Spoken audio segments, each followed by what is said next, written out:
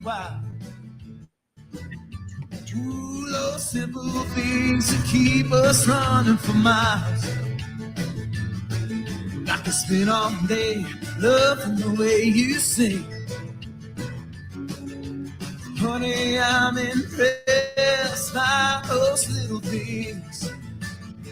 It's in the way you say goodnight, the way you build your side. It's in the way you say I'm sorry. You're listening to WeP3 Radio, soon to be produced, not soon, is currently being produced with the partnership of Reads Across America Radio, with the mission to remember, fallen, honor those who have served, and teach the future generations the value of freedom created by the men and women who have served our country. On WeP3 Radio now, Joey Anderson, Little Things. I can spend all day loving the way you sing. Honey, I'm impressed by those little things.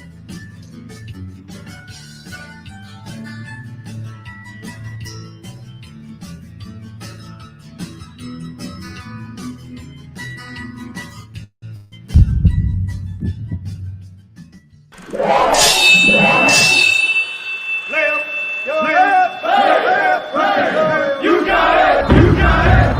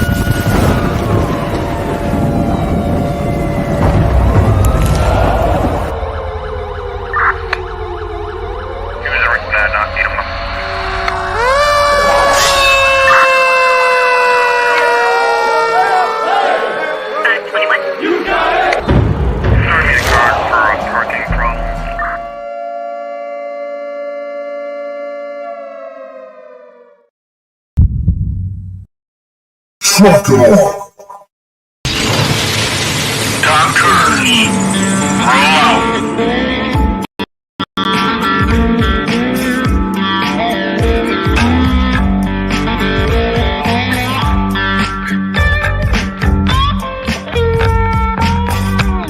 You're watching or listening to We Got Your 6 at 6 Patriot Playtime. We the people, the People's Patriot Project.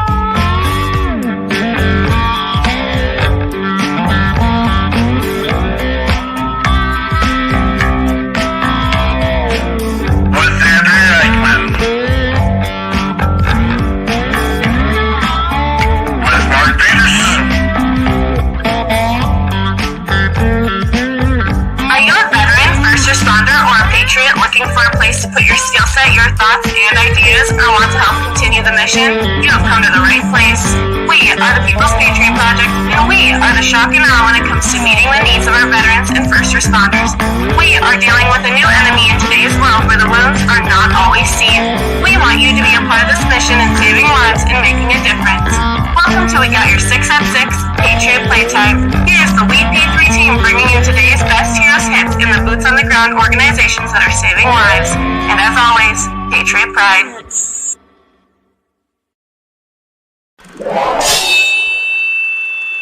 Left, your left, left, right, your left. You got it! Trucker.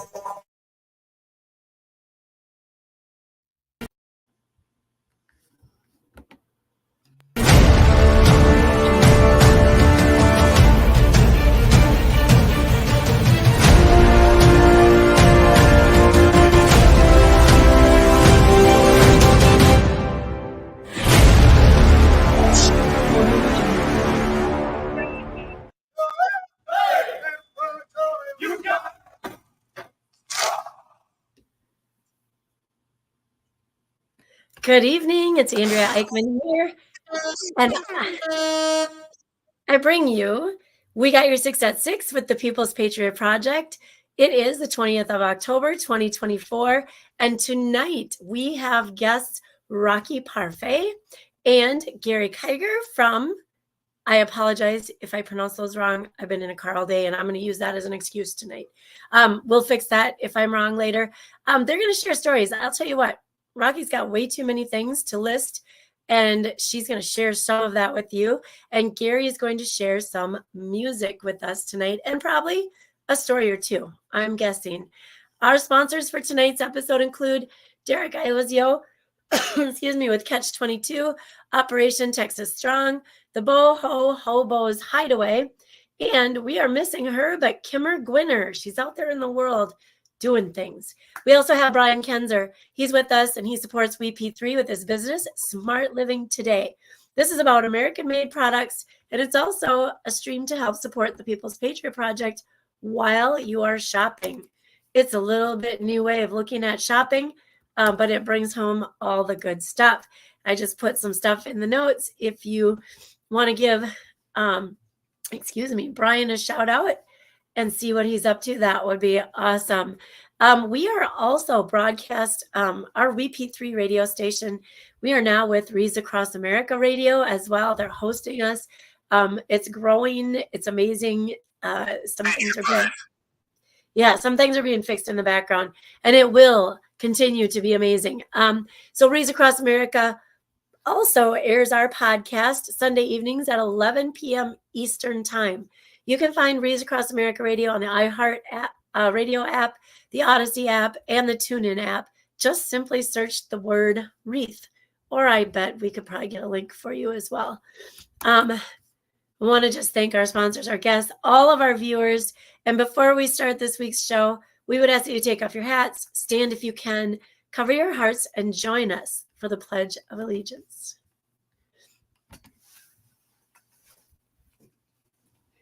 I pledge allegiance to the flag of the United States of America and to the republic for which it stands, one nation, under God, indivisible, with liberty and justice for all.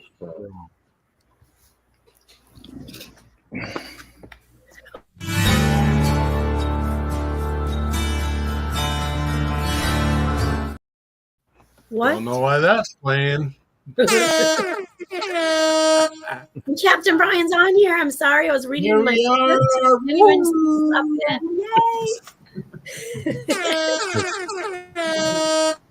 Oh my goodness. We're everywhere. We're here. Let's get this all fixed up the way it's supposed to be. And for those who are listening to podcasts, you are not seeing us change our screens around so that everyone has their appropriate positioning, because it's important. Not that any one of us are bigger, better, or part of the solution, but we're here. It is October 20th. I can't believe it. But how many? We got two weeks. 2 weeks till Election Day, and we definitely are not on one side or the other side. But it is your job, everyone's job, to go out and vote. Go out and vote. We're not going to coach you. We're not going to tell you which side is the side. We're not going to do any of that. You need to go vote. It is pivotal. It is as close as it's ever going to be. Or I don't even know. That wasn't even really English or proper processing there, but it's as close as it's ever been. And if you want to be represented by the way you want to be represented, you have to go vote. That's the way it works. And I actually am very proud to be part of a country and an organization that reflects that. And at the end of the day, I'm going to tell you,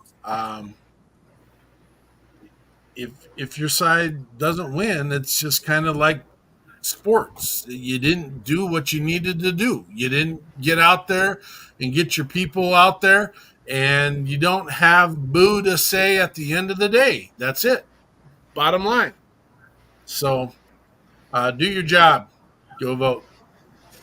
We got a crew of people coming in. Jeremy Daniels, good to see you. Derek Iozio, good to see you. Brian Gibson, good to see you. Project Diehard. Amanda, amazing, doing amazing things. It's amazing watching it. I don't know how that just happened, but it happened, and it is Dude, what if it you is. don't turn it on, don't turn it off. You Not just go with the touching flow. anything.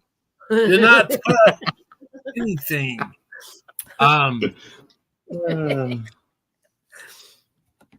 It does. Well, like I said, it is October 20th. And We got thing are one here. and thing two. Thing one, thing two. Make this happen. Jeez. What happened? Eichmann's in her happy place. That's good. That's not the way she was 20 minutes ago, but we'll take it now. We are here October 20th, and I can't believe, first of all, it's October 20th, because that means in about 10 days it's November, and I just can't believe it. I can't. It is what it is. And we are here. This is our show. We got your 6 at 6, but it's not our show. Tonight, our show goes out to Miss Parfait and Mr. Kiger, and I need to apologize because I, being the hillbilly from Wyoming, may have in a couple of the promotions misspelled Miss Parfait's last name. And she called me out on one, but apparently before we got started here, Jonathan called me out on another. And so I apologize. It's like the dessert, Parfait. Perfect. It doesn't make sense to me that I would mess it up, but it is because that's one of my favorite desserts on the face of the earth. Why would you misspell your favorite dessert? I mean, the line from Shrek, the donkey says, "Ain't nobody ever say I don't want no parfait." Right? I know Reese's or brownies or pie, and I misspelled parfait. I don't get it. It is what it is. So I apologize if you find it out there and I've misspelled it. I apologize. We know why we get to do this. We get to come and do and spill a little bit of nonsense and a lot of bit of truth on every Sunday night. Again, like I said, we are just the facilitators of this amazing Sunday night event where we get to hear about the amazing craft, the amazing mission, and the amazing position of veterans and first responders that are boots on the ground doing what they need to do. We got, like I said, Racquel. We know her as Rocky Parfait. Thanks for being here, Rocky. Thank you. And Mr. Kiger, which is the first time for us. But Rocky said, we got to have this guy on. And I'm like, okay, simple, boom. Let's blow her up. Let's get her done. And I hear you got some special talent, brother. Thank you. I appreciate the invitation. It's an honor. This is kind of like my first live stream podcasting. Oh, nice. Sweet. Wow. It's all downhill from here. This is the top of the cake. Well, some people argue it's all uphill from here, and that it's like a lot of people will start begging to have you on their show now, and it is what it is. Period. The dating. That does happen a lot, actually. Mr. Crochet, can you tell us what's going on in the world, please, brother? Oh yeah, the month of October is extremely busy. Lots of focal points that are worth mentioning. Most of us will know that October is Breast Cancer Awareness Month, but it's also Country Music Month, Emotional Wellness Month, the National Disability Employment Awareness Month, and National Domestic Violence Awareness Month. One that we'll focus on a little bit tonight is National Depression Education and Awareness Month. It was designed to teach us about signs, symptoms, and treatment options for depression. It also lets all of us know that seeking help either from a counselor, a trusted friend, or your community is a sign of hope and strength, not weakness. And if you've ever been through depression and have come out on the other side a little bit stronger, or not. If you just want to be there, then offer a listening ear, a comforting hug, a little bit of empathy. If you've been there, you know what it feels like. And asking questions without judgment on what the answer might be can go a long way to comfort those that are suffering. October 21st is National Pets for Veterans Day. This all started a long time ago with a dog named Bear. Apparently, Bear was quite the ham, and he knew how to interact differently based on the individual needs of the veterans. He would lie quietly on the bed if someone needed that, and put his paws up to encourage others. And many veterans would ask if they could take Bear home with them. But Bear's owner, he wasn't about to give up his dog. So he said, "Why is therapy 1 hour a week inside when it can be 24/7 at home?" And since Bear was spoken for, his owner found a way to help more veterans find their own bear that would help them rehabilitate. To spread the word, we're celebrating Bear and any other service animal out there on October 21st. So if you have a service animal, drop some pictures on the People's Patriot Project with names so we can say, or give our thanks, should I say. October 26th is National Day of the Deployed, and it's our day to say thank you to all military service members serving outside the U.S. and to their families who keep things running at home while they are absent. It is hard to imagine a more challenging assignment than one that takes servicemen and women to countries all over the world, far away from their homes and families. Unless you know someone that is currently serving or has served, or you've been there yourself, then the sacrifices made throughout those deployments are difficult to comprehend. And there ain't a better way to say that. You can't comprehend the things that go through someone's mind when they can't be around their family. We spoke about this early September, when I was overseas in Iraq, and Hurricane Katrina came through here, and there was no communication with my family. All I knew is something extremely tragic had happened in my area, and I couldn't communicate with anybody. So, and that's small potatoes compared to the things that some people experience out there. So just keep those deployed in our thoughts and prayers.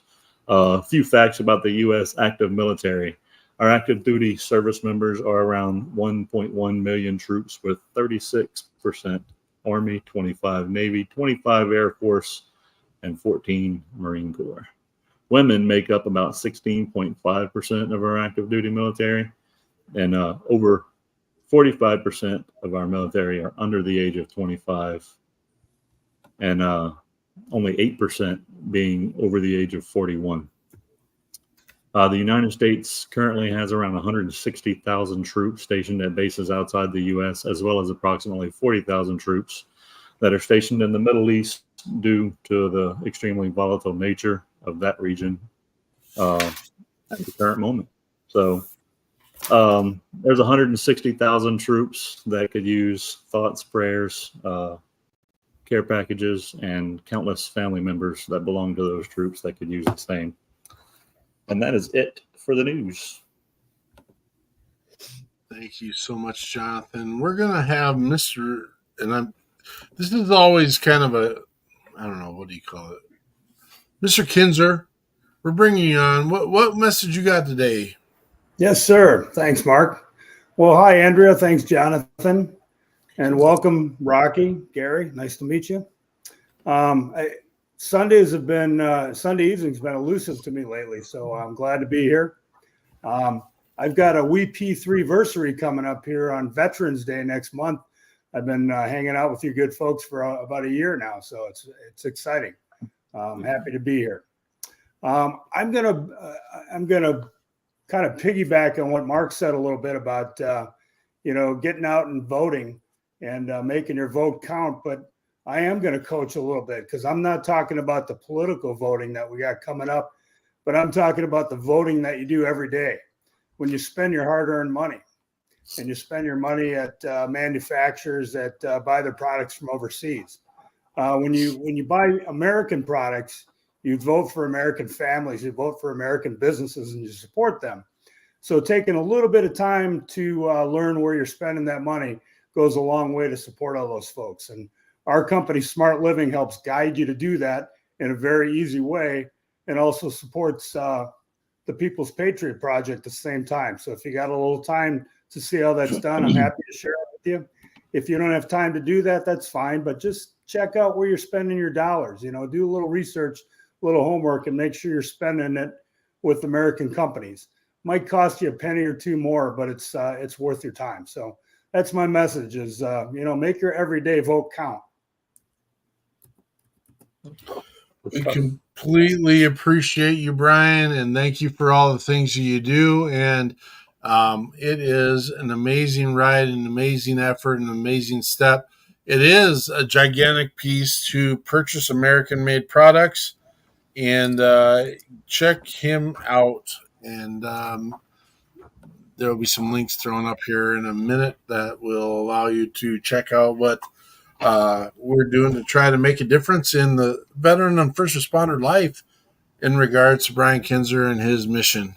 And we appreciate you. Thank you for being here tonight, Brian. Rocky, Racquel. Yes, sir. Parfait. The person that never sleeps, the person that never stops, the person that never gives up, slows down, or you're embarrassing the rest of us, just so you know. It is what it is. And we appreciate you. Tell us your mission, what you're doing, what you're getting done, and tell us literally you get to carry a pedigree. The rest of us don't get to do that because your pedigree is nonstop. We're going to have you. I mean, no one wants to toot their own horn, but I'm going to have you do it. Tell us what you're getting done, dear. I don't like tooting my own horn, but I can talk to you about a few things that I actually do. I work with veterans in the community. I help with those that are at risk for suicide, whether it's finding them housing, finding them resources, getting them connected to the VA, you name it, whatever's going to get them out of that mindset and help their mental health. I do that by working for a company called, I don't know if I can say that, Start Corporation.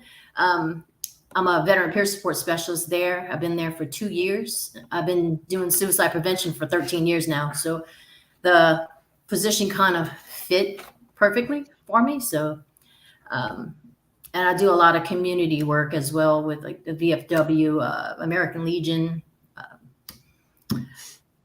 People's Patriot Project, the Rotary Club, and I'm also just recently with the Elks Lodge, with the veterans organization there at the Elks Lodge. There's other stuff, but I'll just stick to those. You just want to keep it simple, and that's Yes. So. What was your concern? And I'm calling you out a little bit here. What was your concern in saying, "I don't know if I could say that"?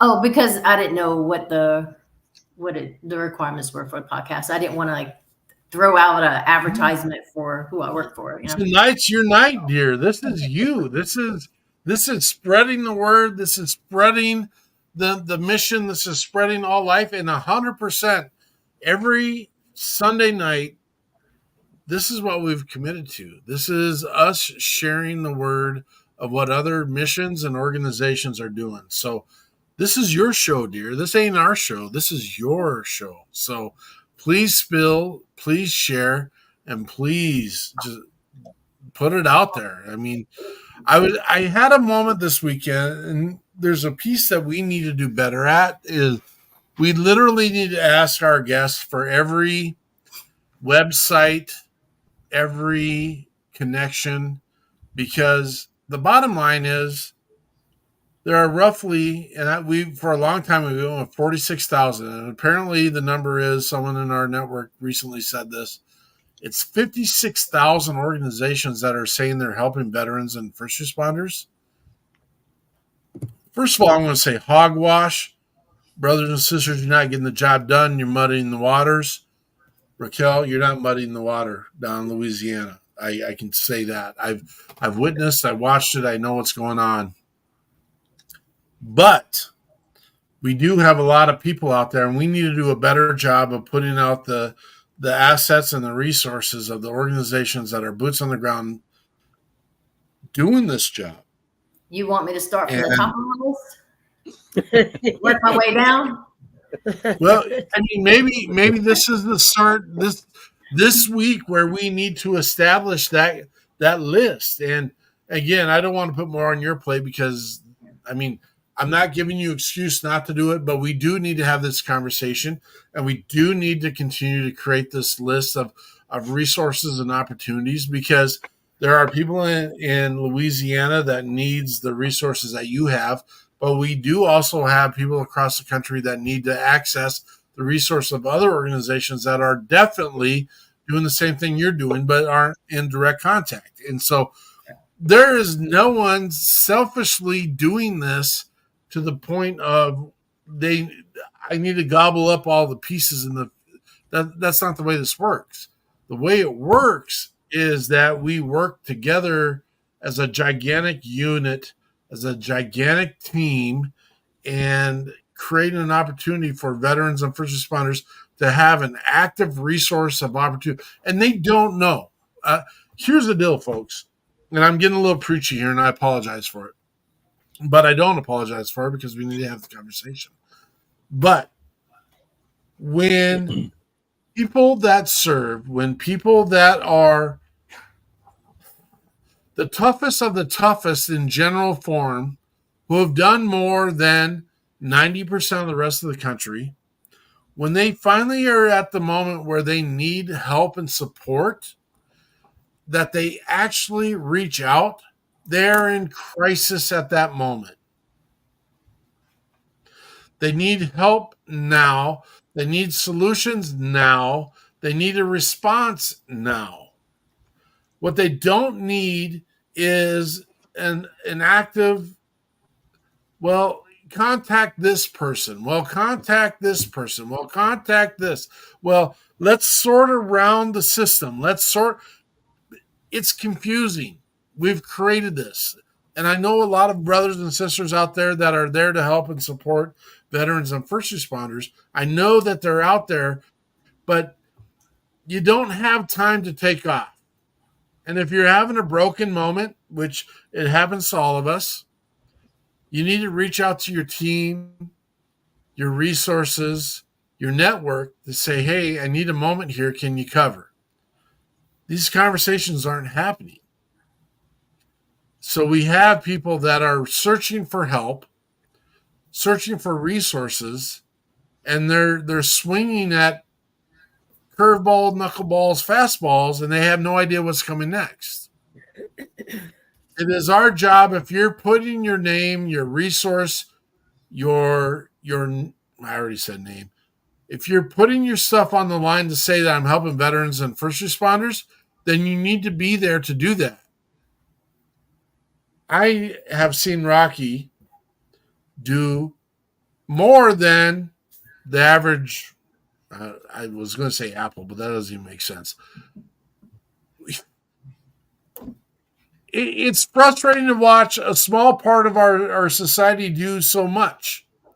And Rocky has been out there and she's in the battleground, on the front, tip of the spear, moving as many, and she comes with asks and pieces that she can't facilitate within her organizations for the People's Patriot Project. And this is not a toot for us, because I don't think we're doing a good enough job. I'm just going to put that out there right now.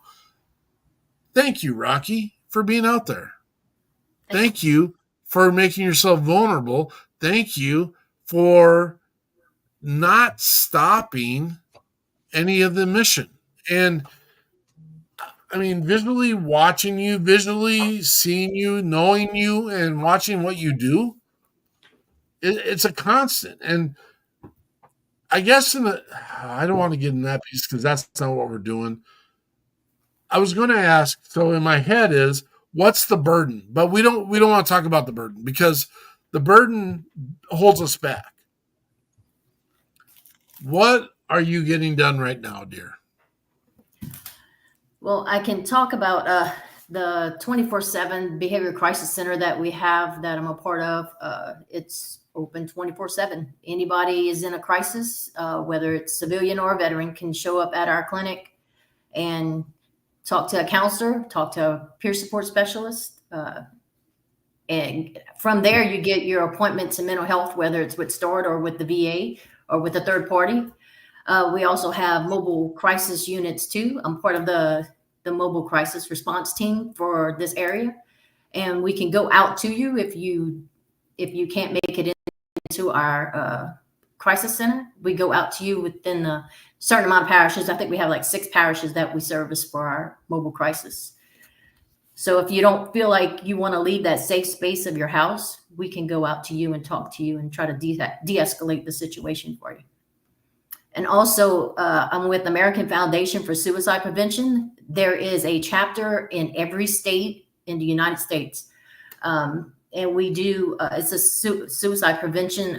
We do training. I'm licensed to do the Talk Saves Lives suicide prevention training. And I'm also licensed to do Safe Talk training as well, which is suicide prevention also.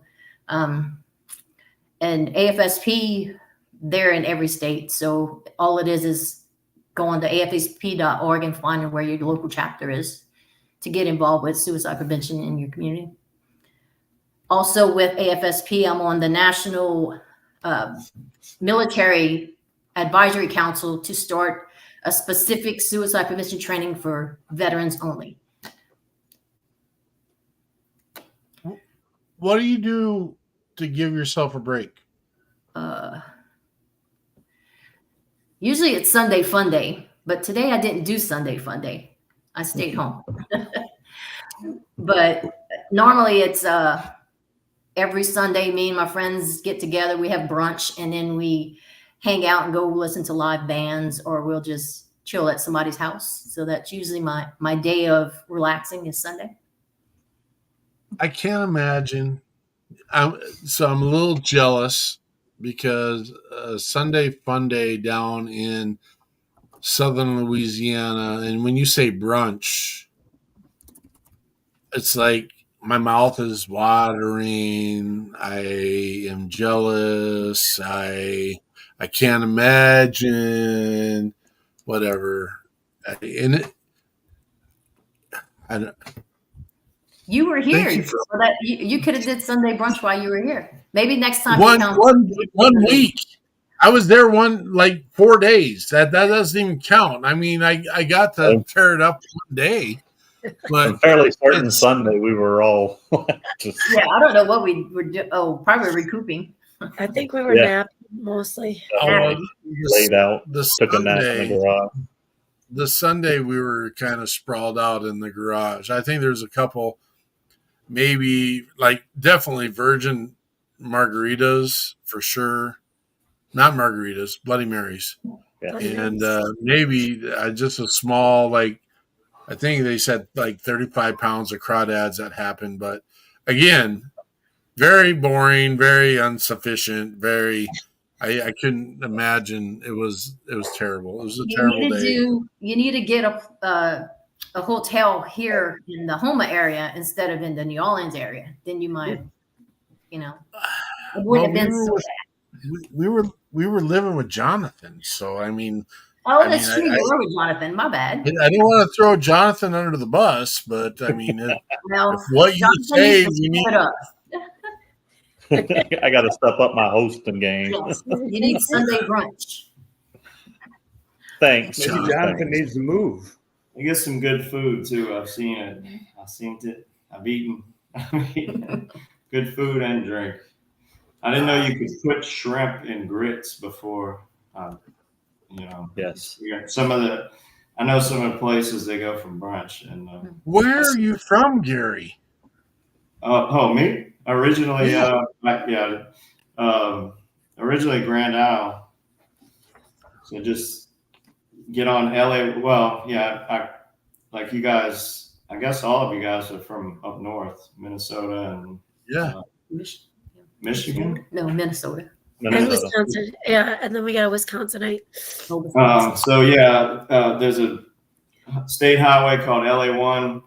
Basically, you get on LA1 wherever you catch it from New Orleans, and usually off of Highway 90. You go south, and you keep going south until you can't go further south. And I used to joke that Grand Isle is like the end of the world, or like as far south as you can go. There's actually some, further south, by latitude. But believe me, growing up down there, you did feel like it was the end of the world. So when Mark and Andrew came down here, I mentioned that Thibodaux and Houma were south of New Orleans. And it was like, wait, there's stuff south of New Orleans? Right, like it's water, isn't it? Grand Isle's that much further south from Thibodaux. I looked it up because Blake Luquette was on his way down to Grand Isle after he left. And he's like, you guys should come on down to Grand Isle. So it looks like a very cool, it's like on a little strip of land, right? Yep. Yeah, it's literally one highway and streets. But Gary just said he didn't know you put shrimp on grits. Isn't that like I'm feeling like Gary is been living under a rock or something. What I'm confused. Well, no, see, when I grew up, we did a lot of seafood, but it was like, if you had boiled shrimp, we had a lot of boiled crabs, fried fish, and it was just around, you just ate that, or, gumbo, jambalaya. But, it wasn't until I moved. Houma and New Orleans has more of the kind of like highfalutin, what I call call bougie or highfalutin, like, oh, let's, chef, Emil, was Emerald. Yeah. It's been a while since I've watched, his show, but, they start getting creative and throwing different things that you wouldn't think would go together. And then you try it and it's like, wow, it's different. All right. So Thibodaux and Houma are bougie. I get it now. I'm starting to get it. You're bougie, John. Pretty much anywhere on the bayou,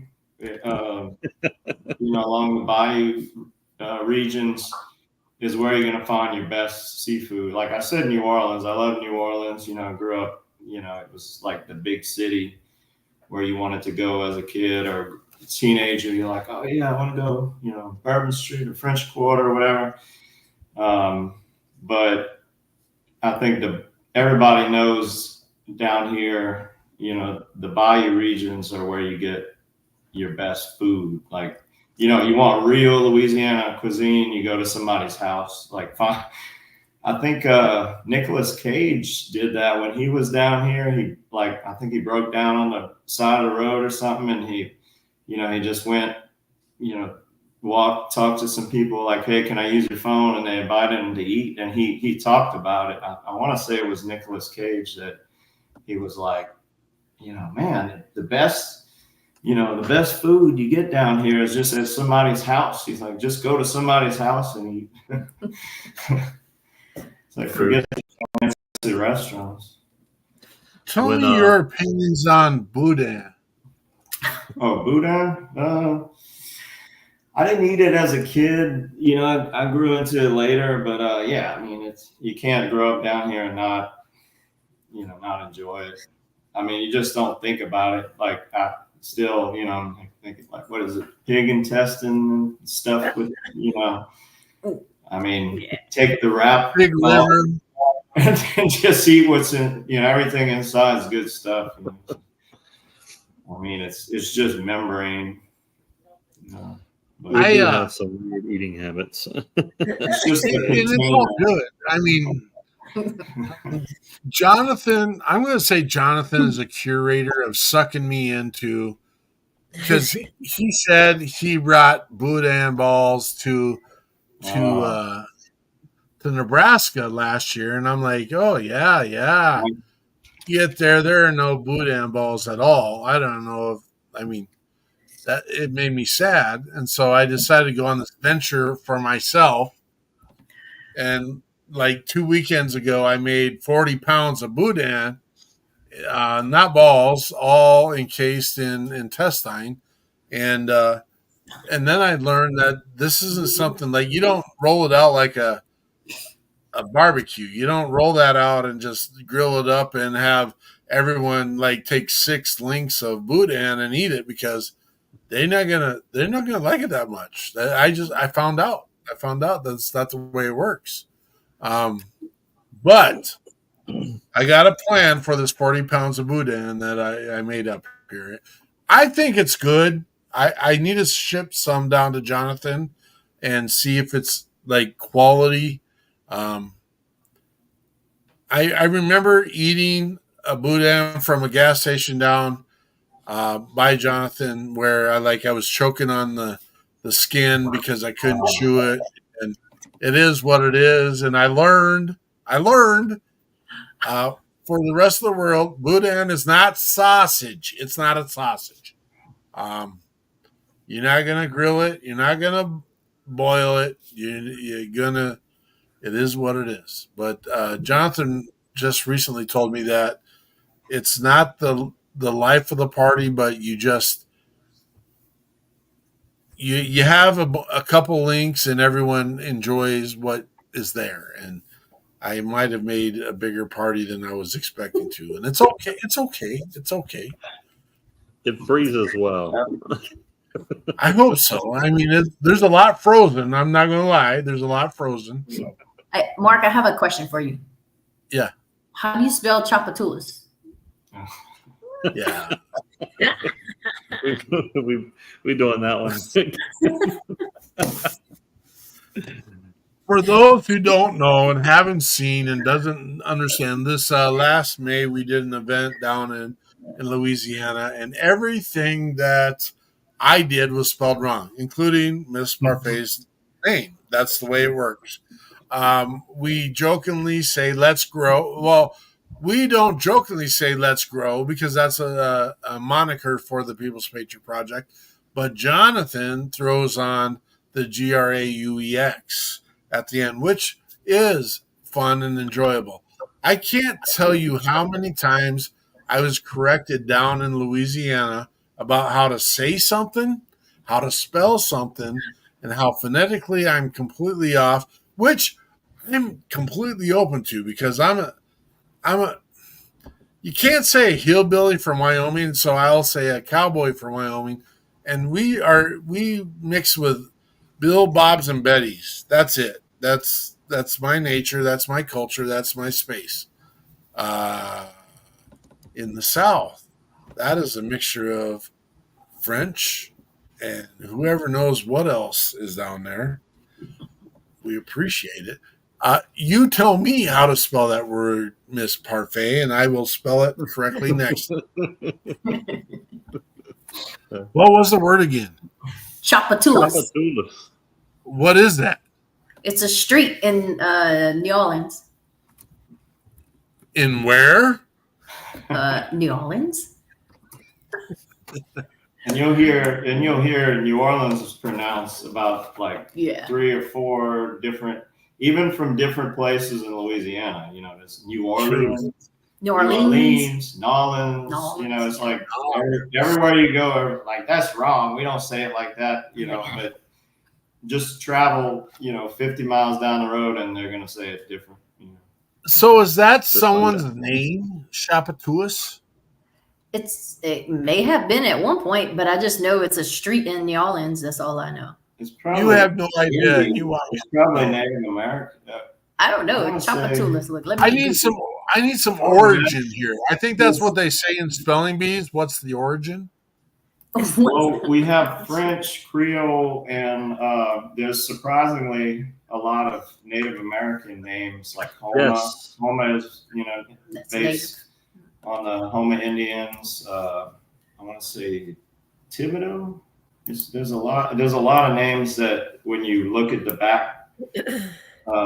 the history of it, it comes from the Native Americans. Tchoupitoulas is actually originated for that. It didn't originate, but it actually comes from the Native American Choctaw word. Yeah, It looks like it. Research that. Yeah. There's actually a cannabis dispensary called Tchoupitoulas as well, just to let you know that. Really? Yeah. Oh, that didn't surprise me. Jonathan, did you just research that and put that up there? So it meant in Native American, it means those who live by the river.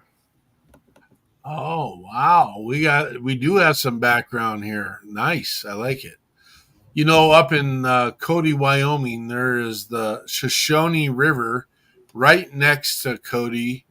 And that is a Native American, it means stinky water.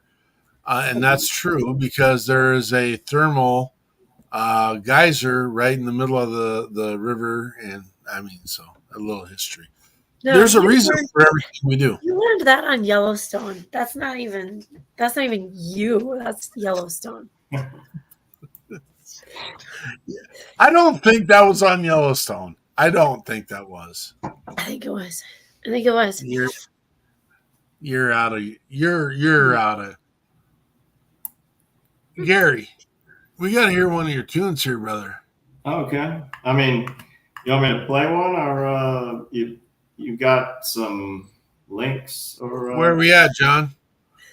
I have 2 songs that are ready to go. I'm getting there. It is No Way Back and The Crossroads. Okay. You can choose one of those if you like. We're talking about the month being we're talking about the month being suicide prevention and mental health awareness. Actually have the Crossroads song would kind of tie into that pretty well. It talking about people being at that kind of at a dark place. I was definitely kind of a dark place when I wrote that song, and it's not completely dark. I mean, but I don't know. I think I'm worse on myself about I'll write stuff and be like, man, that's depressing. Like, everything I write, I'm like, man, everything I write is dark. I can't write love songs. Like, it's just not my thing. And but someone, very wise poet, once told me, whose opinion I value, said she put it in an interesting way. She said, you think you're the darkness, or you think you're part of the darkness, but you're a light in the darkness. And that I was like, wow, that's one of my favorite things that I think anyone ever said about my my music. So yeah, it is kind of a dark song, but I've had people, after I performed it, I've had friends and people come up after the show and be like, man, I needed that. Like, thanks. Where I was at, this is a rough week for me, or it's been a rough time for me, and I needed that. And sometimes, I'll listen to like really heavy music and dark stuff sometimes when I'm down, and you think it's like, I shouldn't be listening to this because I'm already depressed, but it's actually cathartic. It's kind of like music is therapy, is healing.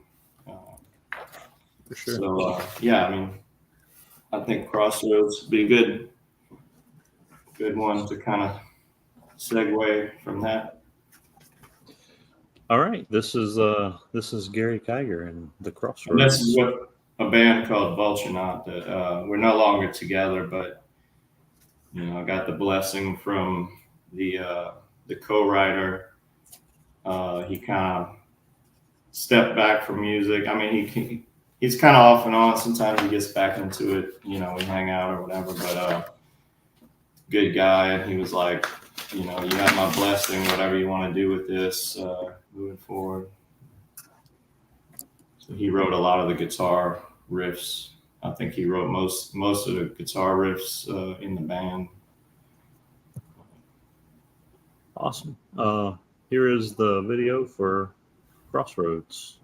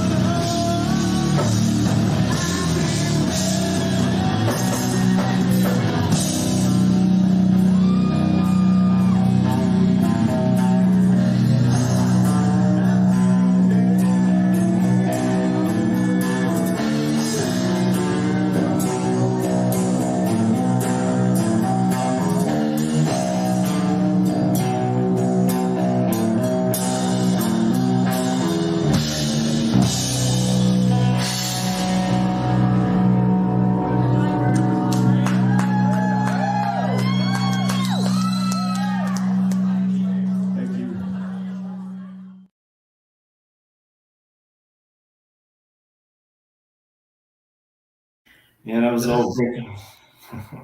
Nope. That is Gary Kagger of Walternaut, The Crossroads. When did you start playing music, brother? Oh, wow. Go back to ancient history. I started, I think I bought I was going to say I bought a bass guitar from somebody in high school, like for $50, but actually when I was a kid, I don't even know what age, we had this electronic organ, and this was like the kind that it blows air, like you turn it on and it would blow air through it, and so it was like a real organ. And I never had lessons or anything. I think I would watch cartoons, and I just play around on it, and I realized there were certain notes and intervals that, like if I hit this key or, the black keys, it sounded dark. Like you play certain intervals and it sounds darker, certain notes together. And I kind of figured that stuff out on my own. And my brother had a guitar, and I watched like Metallica on MTV or something, and just like doom, doom, doom, doom, doom, like kind of watch what they were playing on the screen and stuff, and watch Poison. Everybody makes fun of Poison. I think one of the first songs I ever learned was "Every Rose Has a Thorn," and I didn't even know what a G chord was. I was, finding where the strings, you hold down the strings in certain, frets, and, say, okay, that sounds right. So it was just mostly by ear. And then as I went along, I'd get Guitar Magazine, or you meet somebody that plays, they show you a chord or two. It was kind of like the old school, like the Beatles thing, because at the time I didn't have that many resources growing up, in Grand Isle. And then, if you got a hold of a Guitar Magazine, like, wow, like it's got all the tabs, written out, like, cool, man, and I taught some of my friends and my nephews how to play, because you play guitar, there's only so much you can do by yourself, in your bedroom, playing along with these songs. You're like, man, I want a band, so I'd grab one of my nephews and say, like, okay, this is a bass, you're going to play the bass guitar, like play this, doom, doom, doom, doom, doom, doom, and I kind of got a few of my nephews into music like that, or a few of my friends, and one of my nephew's girlfriend, it's like, okay, we have a 3-piece or a 5-piece, beat up drum kit, like just hit this, like, doom, doom, doom, doom. And kind of taught her how to, play the drums. So yeah, I mean, we were just kids figuring it out. So let me get this right. You're in your room by yourself as a teenager, and you're thinking about building a band. Yeah, I mean, when I was old enough to go out, I had my game. We all grew up with, like, Nintendo and Atari and Sega and stuff. But guitar was kind of my thing, outlet, I guess. And then when I was old enough to go out, if there wasn't a live band playing that was playing good music, I just felt out of place. I'd go out and listen to, like, booty shaking music, or I got friends in low places, and I'm kind of just, I was kind of singing along. It's like, yeah. Like, what? I think I'm going to go home and play. Like, this just makes me want to go home and play my guitar. All right, peace, y'all. See you later. It's like, I don't know. I guess music was always my thing, my way of connecting with people. Once I started playing, and I would see that it would draw people in, and said, hey, I heard you guys playing that Metallica song from down the street. I thought y'all were listening to the record or something, and it's like, man, what y'all got going on? People would come check it out, and I saw how it kind of brought people together, and you'd have friends over, have kind of a little party. Sometimes we got in trouble, but it's part of it, part of growing up, I guess. People bring the wrong things over, and And do you have a service background? Oh, me? Yeah, I'm Navy. Well, I guess it starts with my dad. My dad, Paul Eunice Kiger, he was a Marine, U.S. Marine Corps. He was in Korea. He was stationed in Korea. I think it was after the war, the big war. It's probably like a occupational kind of situation when he went. But but he died when I was young. I lost him before I was 3. He died in a car accident, ironically. You serve overseas and then you come back and you never know. But then my brother, my older brother, he's several years older than me. He joined the Marines. Scott Kiger, he's actually made major before he got out, retired, and have a family, kind of a family history. And I didn't sign up right away, like after high school. I probably would have been voted least likely to join the military out of high school. If anybody that really knew me, like, they're like, oh, you were the quiet kid, you were the smart kid, into computers and stuff. Or, like my junior and senior year, I started, I had to growing the hair out and, Metallica and Black Sabbath t-shirts and stuff. And they're like, oh, what happened to him?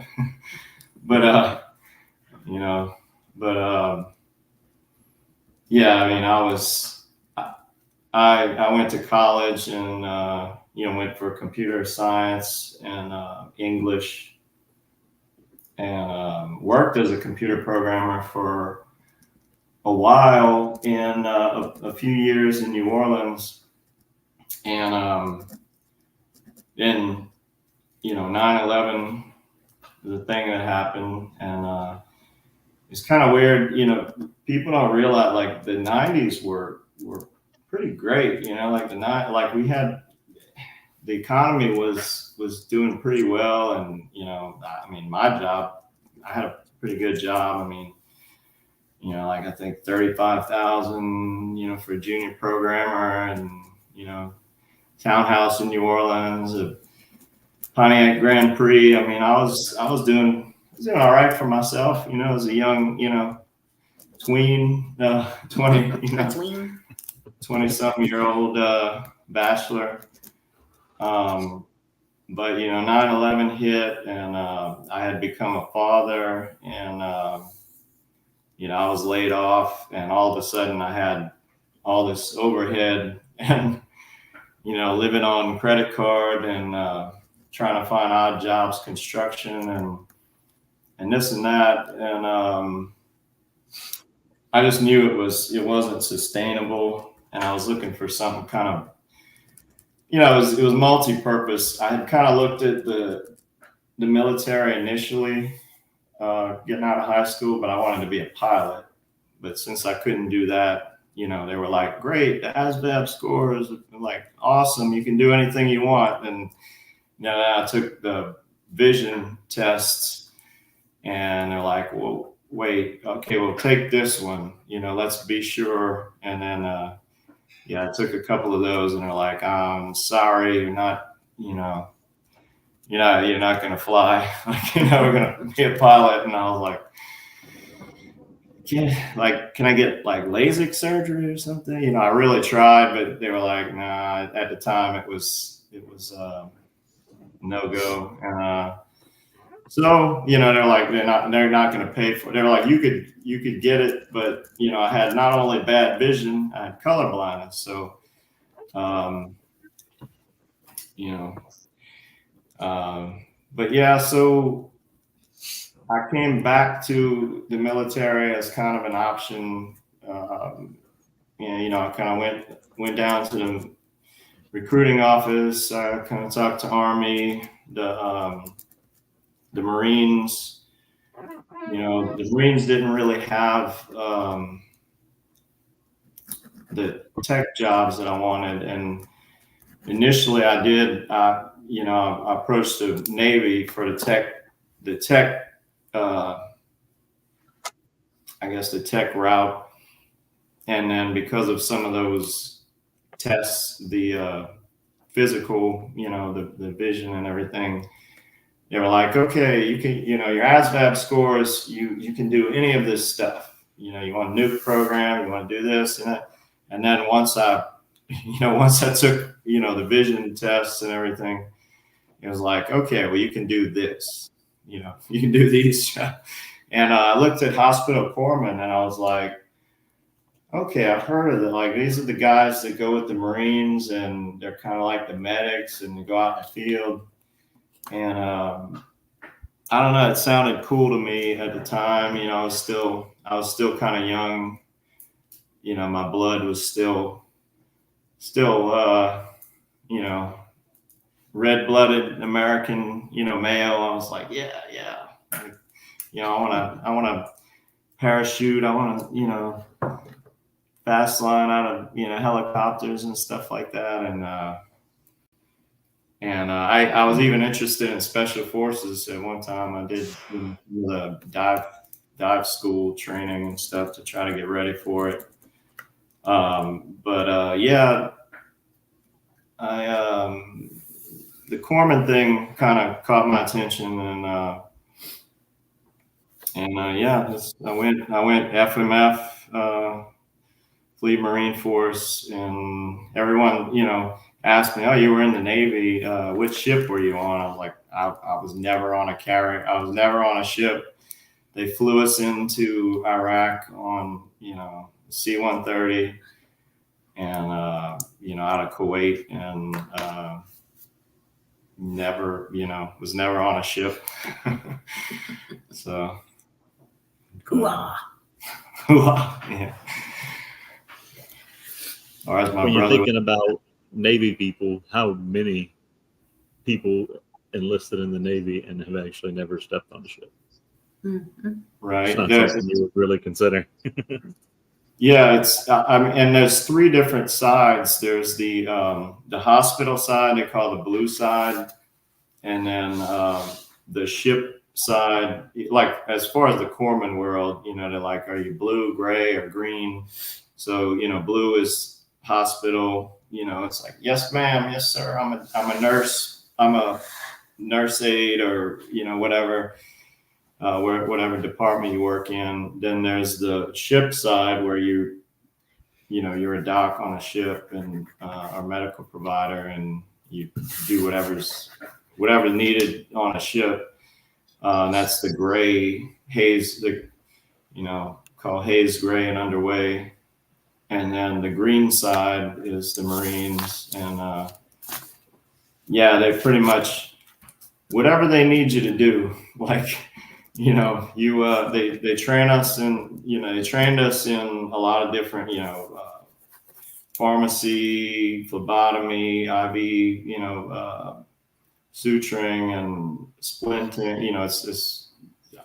they cover a pretty wide gamut of immunizations. And then when you're out in the field, they're just, like the first time I did stitches, I think I had done stitches on a pig's foot or something, and the poor young Marine that he was like his hand was sliced up, and I'm not going to get go into too much, I don't want to go into too much stuff on this show, but yeah, do it. Doc, Do it. He's like, you have done this before, right? And I like, lying is not in my nature. I'm not like, I'm just like upfront. I'm going to tell you like it is. And not everybody, it doesn't make me, the people that want to be my friends are my friends, but it's lost me some friends because I don't believe in, I don't lie. You know, it's like, I know how to do it. You know, I'm just real, I guess, you know, but, I had to, I remember the doctor telling me, you know, you want your patient to be confident in you. So I had to justify in my mind, like, yeah, I've done this before on a pig's foot, you know, so I'm like, yeah, I've done it, you know. But you know what they tell you when you're training for, you know, ACLS, like, you know, advanced is kind of like paramedic, our combat training, our combat paramedic. When you're going through that stuff and they're like, you know, when you're working on an actual person, you know, some people get nervous, you know, like, well, you know, you have that empathetic. And as a musician, I'm very empathetic. Like I can just, if I can just look at somebody and they're in pain, like I almost feel it. Like if, you know, somebody's got a chest wound or, you know, broken leg or something, my leg hurts, my chest hurts, you know, it's like, I very, very empathetic, you know, as a, you know, artist or musician, you know, it's just part of my nature. But as, you know, as a corpsman, you have to turn that off. You have to learn to compartmentalize and say, like, it doesn't hurt me. Like, I just follow my training, and it's like a computer program or you know, very unemotional. Like it's like you disconnect from the, oh my God, like he's bleeding, you know, like you gotta turn the human, you know, it's almost like you have to take your humanity, your feelings, and compartmentalize them, lock them up, put them in a box, and say, okay, how can I save this person's life? You know, how do I stop the bleeding? And it's crazy how they trained us to do that kind of stuff, and it really works. Like when you're nervous, like until you go through it and someone's not breathing or unresponsive, you're terrified. I mean, as well, I am. I can only speak for myself. You know,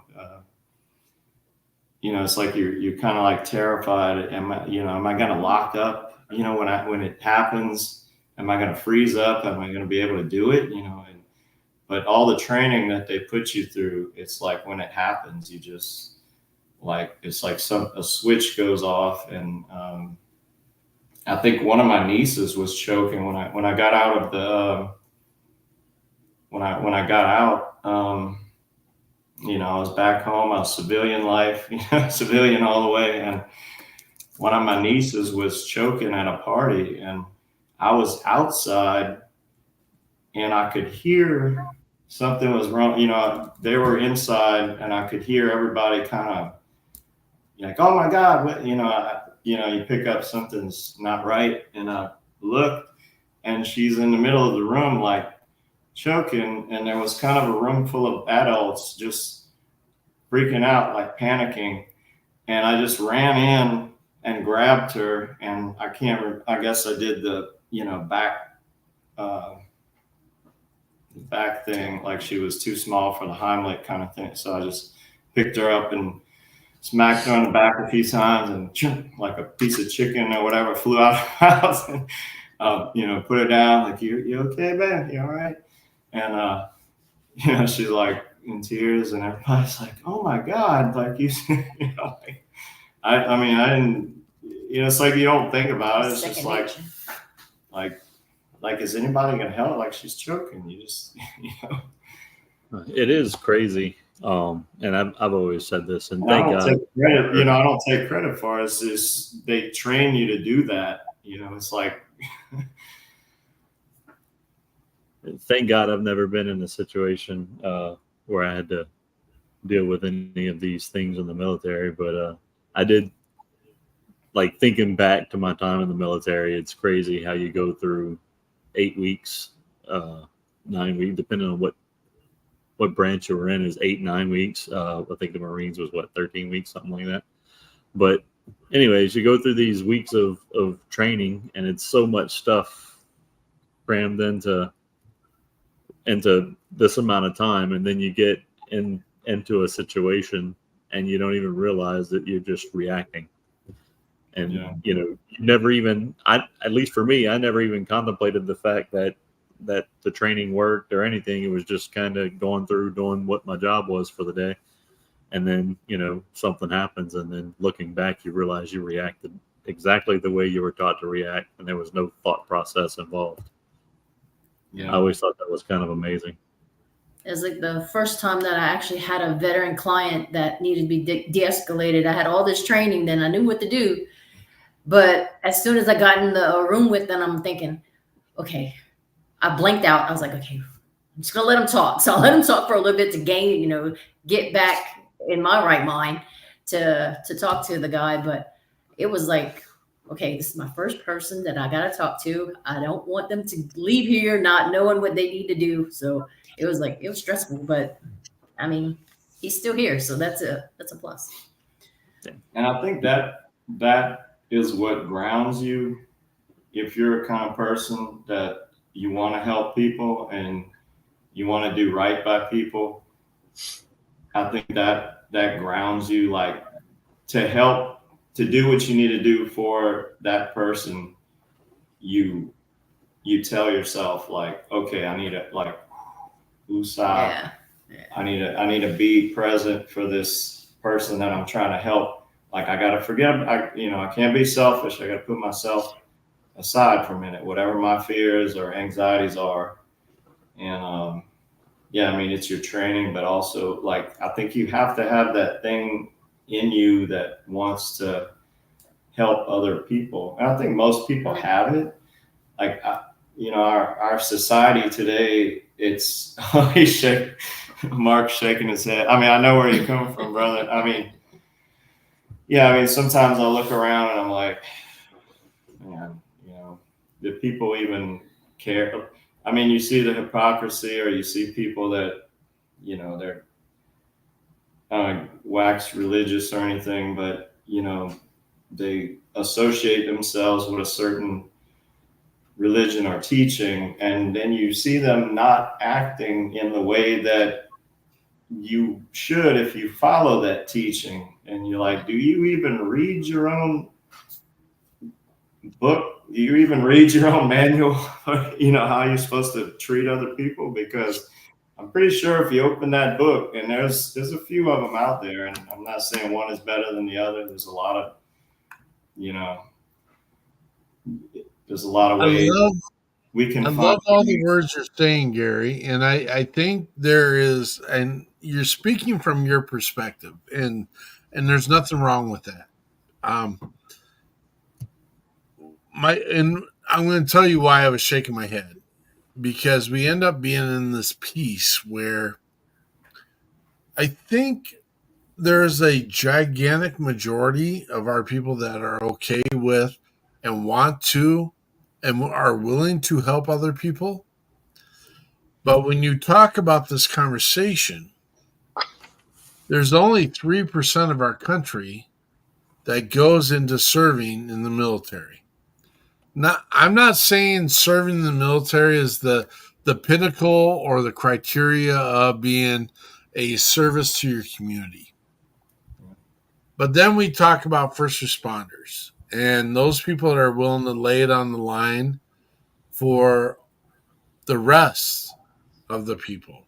And I do think generally people are compassionate, and I think that's fair to say. I really do think that the majority of our people do want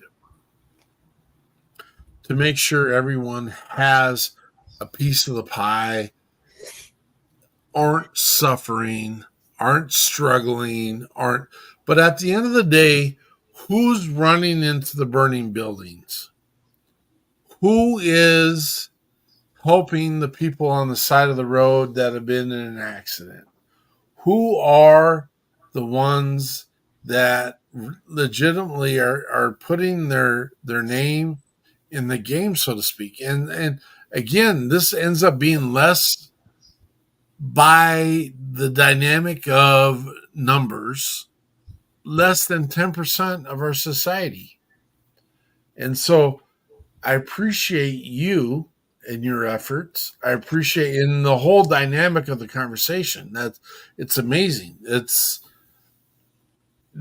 intriguing, and I want to learn more, and I want to learn more about you and just the space you came from as a society. That's not like, it's not Manhattan. It's not like NYPD Blue kind of stuff, but you're down in a place that doesn't have all the resources, but yet at the same time you come up with a concept or in your mind and in your space that it's a collective process of growing and learning. I don't think we've figured that piece out in our society and I'm saying global in America. I don't think we've figured out the piece of growing together.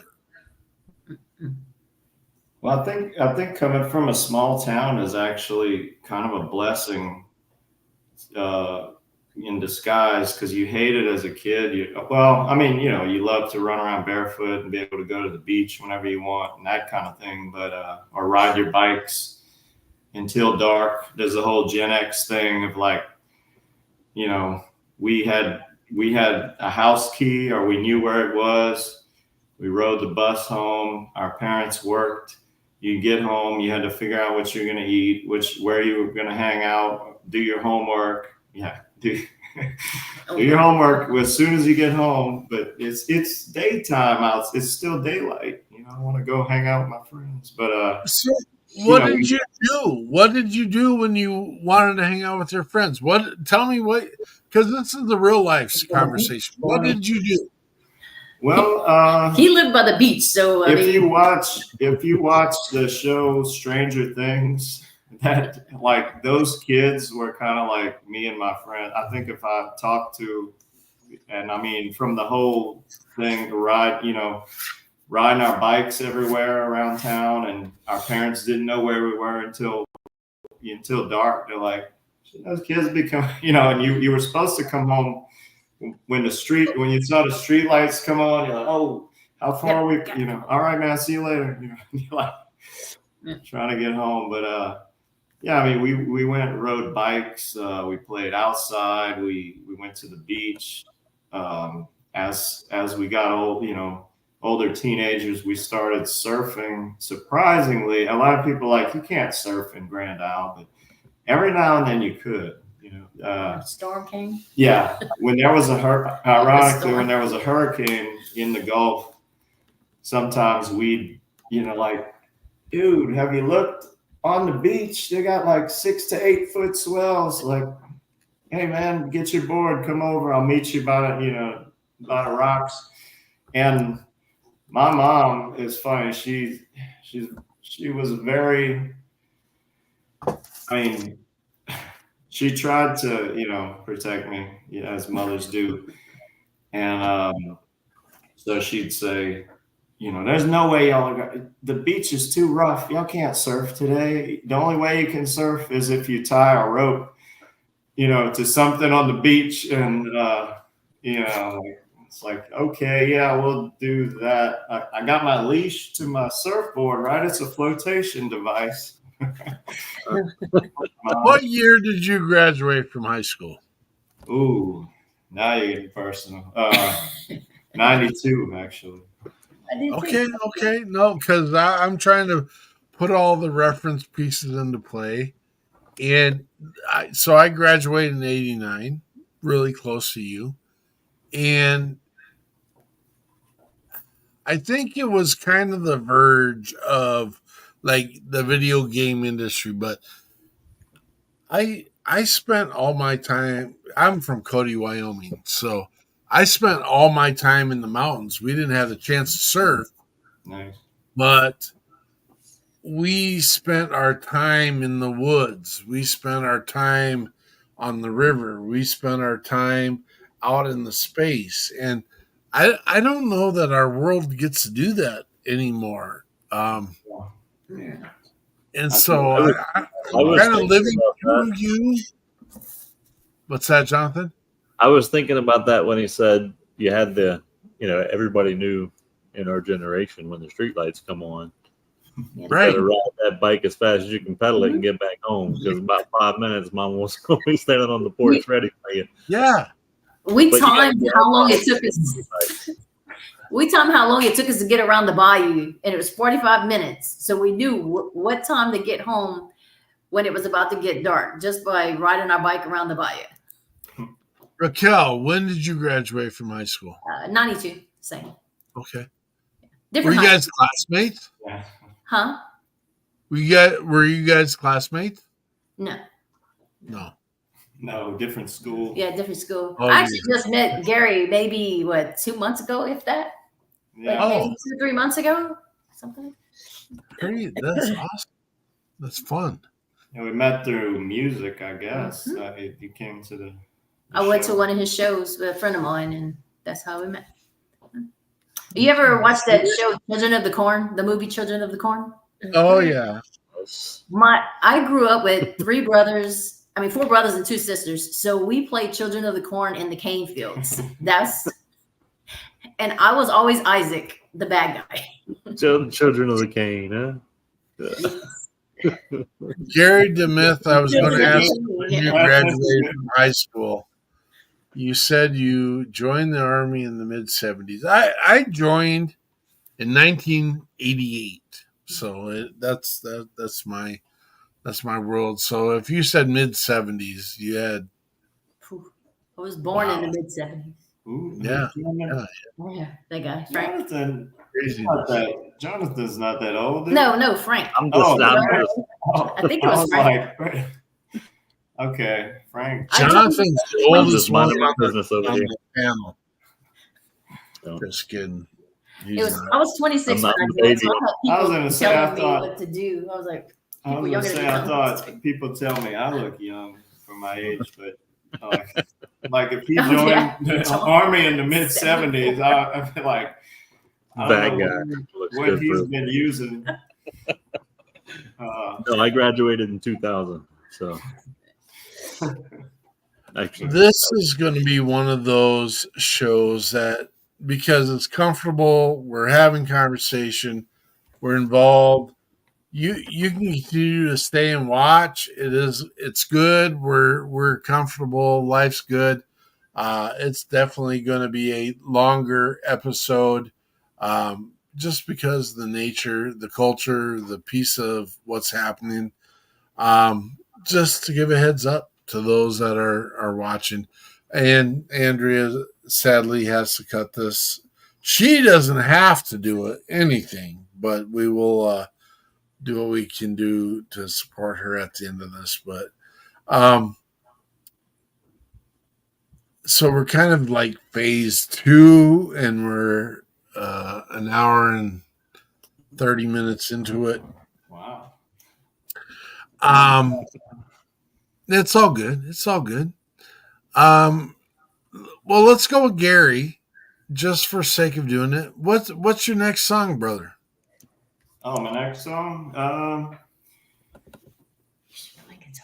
I hear there's a special request tonight. Yeah. Yes, there is a We'll request. do that at the end.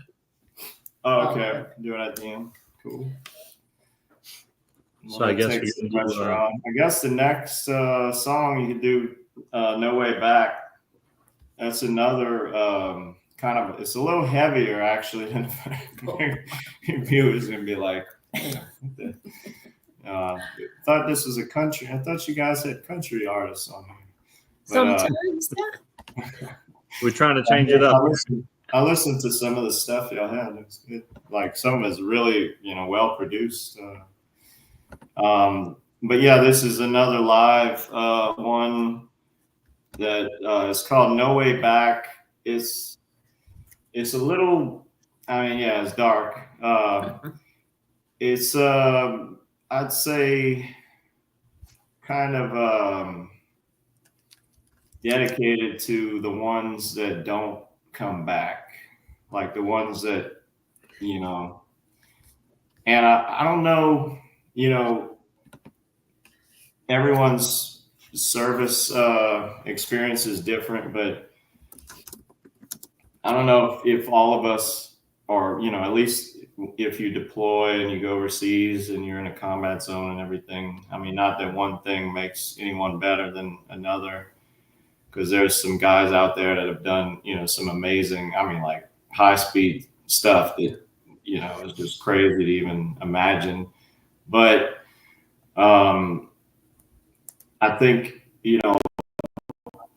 all of us that are in a certain situation like that, at some point you have to consider the concept that you may not make it back. Like, you have to consider that as a real, you kind of have to come to terms with that, and, sometimes you got a kid back home and, you're just thinking, so you have to, I guess, make peace with that and do everything you can to make sure that your family or your kid is provided for. And in the event that you don't make it back, and have all the provisions in place. And so that really makes you think about your mortality in a real way.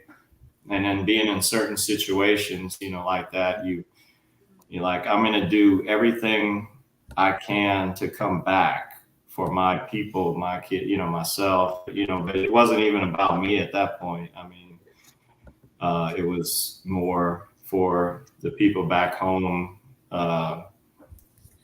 that, I can't say I ever was in a situation where I was afraid for my own, I was ready. I mean, honestly, I was like at peace with it, but for the people back home and my kid, not wanting him to grow up without a father and everything like I did,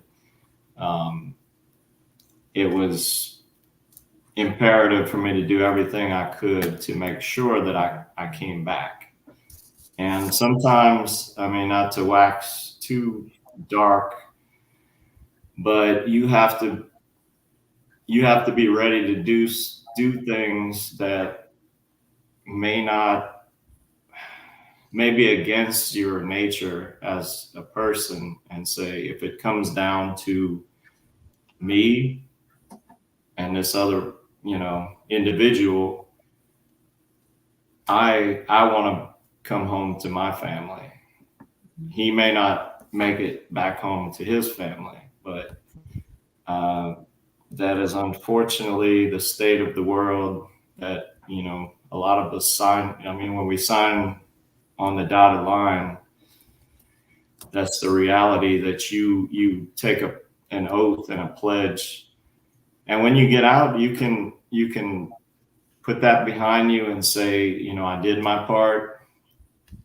I never want to have to be in that situation again. I'm going to heal from, this experience now.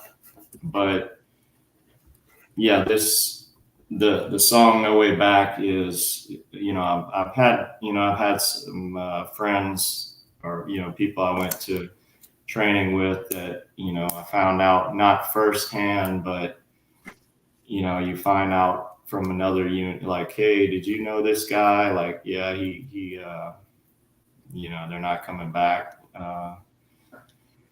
Or, you hear about what happened to, HM3, whatever, and it's like, so it was kind of a personal song for me. I wrote it from my perspective, but it's artistic license because, in one respect, I'm also speaking from the point of view of that no-win scenario when you're faced with that situation where you know you're probably not gonna come out of it. And I mean, a lot of us have been. It doesn't even necessarily have to be military service. Some of us have been in situations before where you're like, I may not make it out of this. It's you could be in a bad neighborhood in New Orleans, or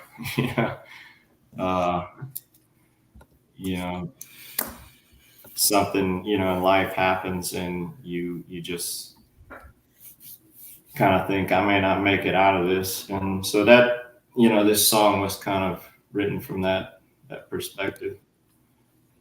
I wish I could put the lyrics. I mean, I would have.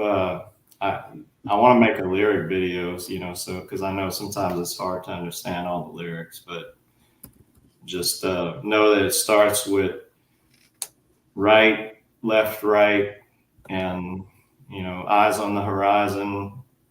As I walk the fields alone, I walk the holy paths where streets are paved with bone. Pray for redemption, because your skies are turning black. We never chose this path, but we won't be turning back. And with that, just to give you an idea where the song is coming from. We appreciate you, Gary. Cannot wait. This is Gary Kiger with Volternut, and it is No Way Back. You said Volternut? This song is called No Way Back.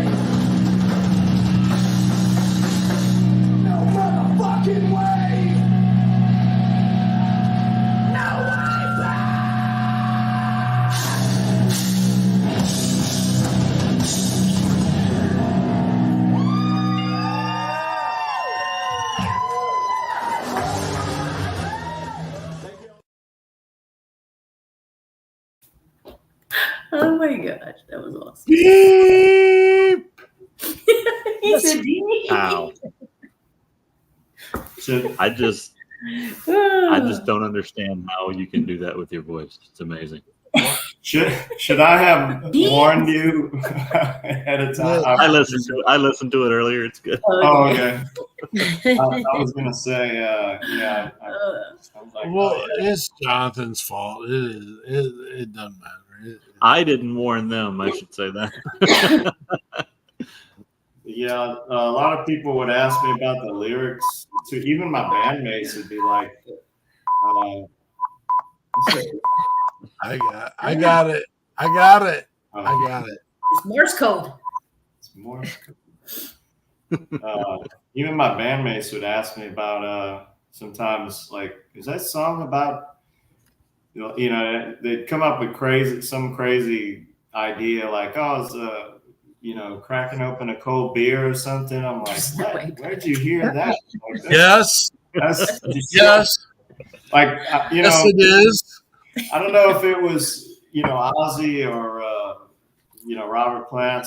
I remember someone asking an artist, a vocalist, one time about the meaning of a song, or like, this is what it means to me. And, what did it mean? Basically asking the artist what it meant to them when they wrote it. And they wouldn't give them a straight answer because they're like, you know what? Your meaning to the song, and that's kind of the way I feel. I mean, I do like to preface it, and kind of give my. Sometimes I'll, maybe give too much information about a song, but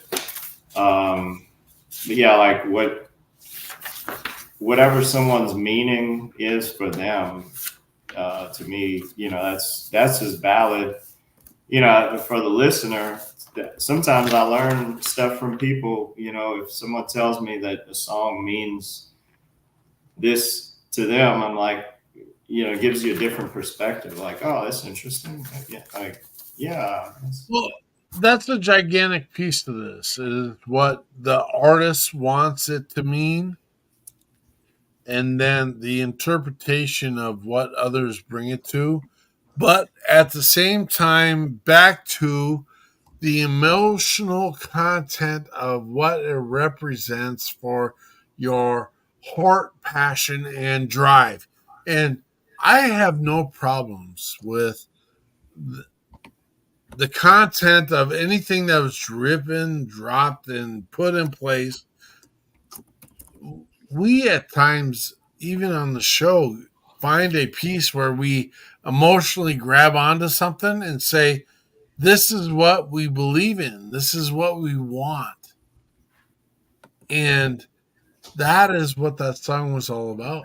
And even the vernacular at the end, I give two whatever. Drop it, go, and let's get this done. And one of the, I'll just add, like I said, I wish I could put the lyrics because, I mean, I wrote the lyrics and sometimes people don't get all the lyrics, but the kind of the bridge or outro, it's got a part that says, I'll try to find myself painted. Well, okay. Eyes burn like fire as I walk the desert sands. The taint of blood and oil coat my healing hands, or taint my healing hands. I'll try to find myself painted carbon black, but I started down this path and there's no way back. So it's kind of like it has that outro, has that, it's kind of like that personal search for meaning. And I guess, when everything boils down to what are you going to do when it hits the fan, I mean, you made your choices and sometimes you have to stand by those choices. I mean, you have to live by the choices you made. You can't, the past is the past and you can't go back and change things. I detest, I detest living in the past. I get a lot of, I have family members who love to, regret, oh, I wish we had done, I wish you had done, it's like immediately I've gotten to the point in my life where I'm like, stop, like, don't tell me what you wish I could have done or that's useless to me. I live in the present. Like, I have no use for regret. The past is the past. I need to move forward. Tell me what I can do to move forward from this moment, what I can do right now. What can I do right now to get her done? Racquel, you created this monster. You know this, right? You twisted my arm to be on it. I didn't even yesterday. I was like, I can't do this show. I'm not ready. I'm not prepared. I'm not ready. You are ready. In fact, I want you to come on every weekend. I want your brain in this because this is realistic. This is a drive. This is functional. I love every part of this. Racquel, you created this. This is your problem.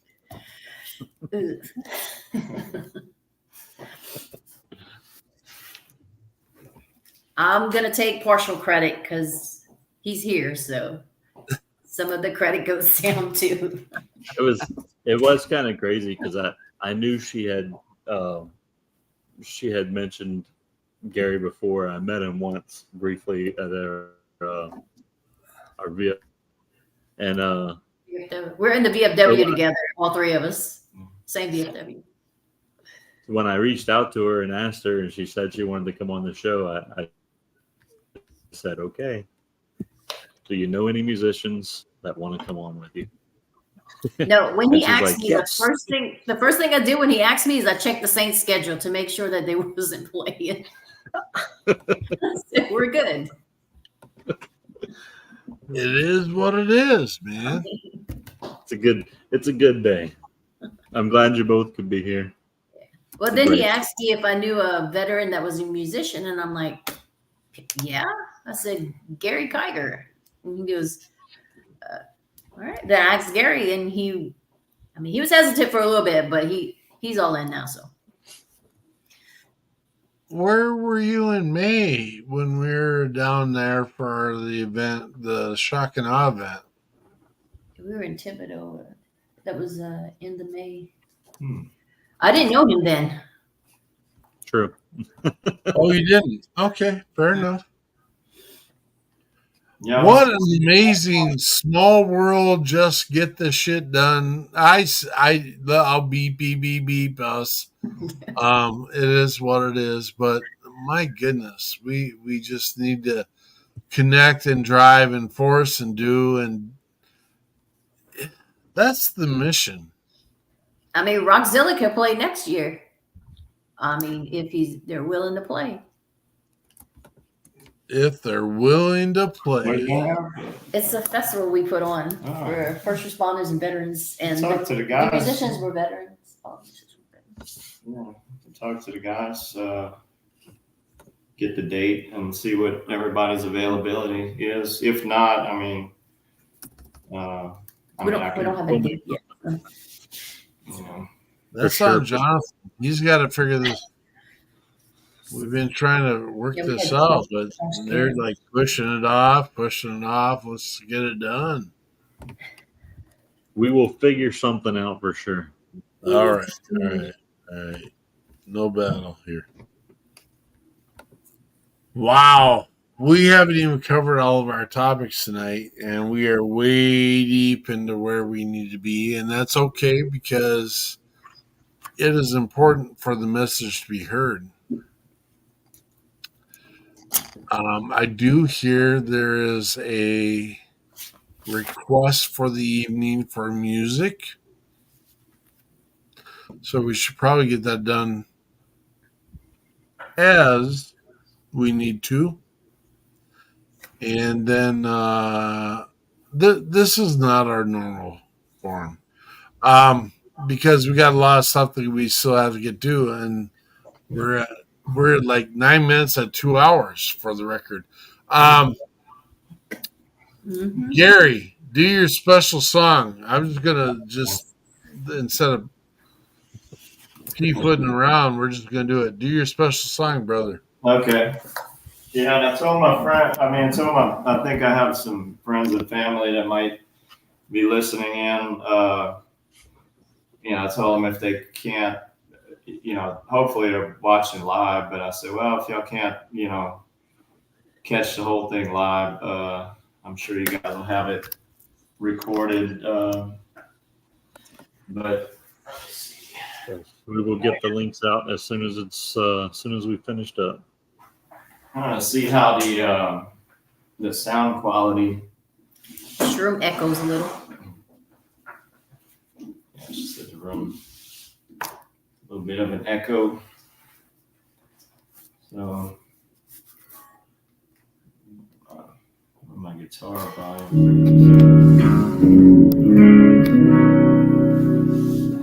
I might need the.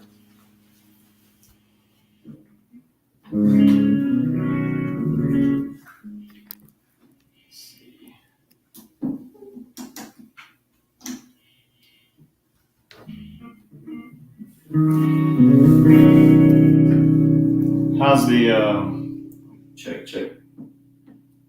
How's the sound coming through? It's balanced, I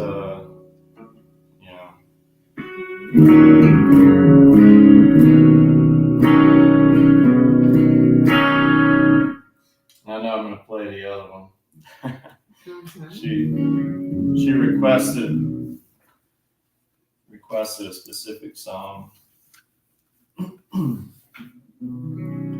I guess just let me know if the guitar, vocal, everything is balanced out. I'm gonna try to. So far, it sounds.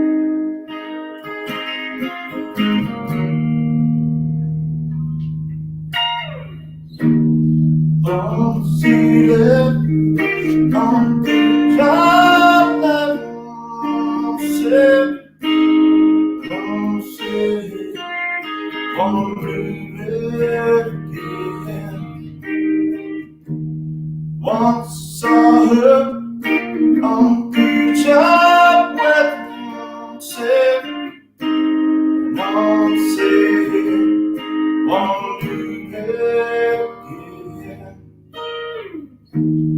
On weekend, won't wish it away. And I called, but I said I don't want, but I said when I called, I did. And reason of leave a come, I know that you're whether on a box or a bed. Yeah, can't see that apples, they don't wait. Yeah, I see that right from where, and I know I'm gonna stay.